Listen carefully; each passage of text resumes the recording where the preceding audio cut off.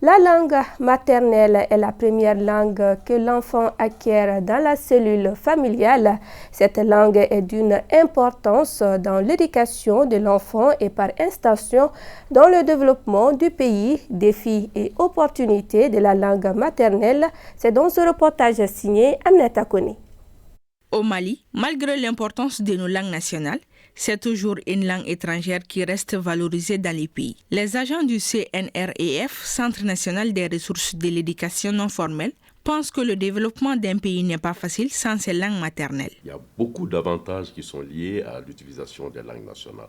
Quand je prends par exemple le domaine de l'éducation, c'est grâce à nos langues nationales que les enfants apprennent mieux. C'est dans cette langue qu'ils comprennent les choses. C'est leur langue. Si je me réfère par exemple à l'exemple de la pédagogie convergente, ça a été une approche qui a été expérimentée ici et mise en œuvre au Mali. Donc les premiers au niveau du système scolaire, c'était l'approche qui a été adressée aux enfants qui ont surtout subi cette approche-là, si vous voulez. Et toutes les évaluations ont montré que quand on apprend dans sa langue nationale, on comprend mieux ce qu'on dit. Les langues maternelles ont une grande importance dans le développement de notre pays, surtout dans l'éducation de nos enfants. C'est répondre à l'aspiration du peuple malien. C'est le peuple malien qui, lors des années, les assises nationales de la refondation ont demandé ardemment que nos langues nationales soient réhabilitées, que nos langues nationales soient reconnues comme des langues officielles. La Constitution, à travers l'article 31, a bien précisé que le français reste langue de travail. Il y a 13 langues qui sont officielles, mais les 12 sont instrumentées.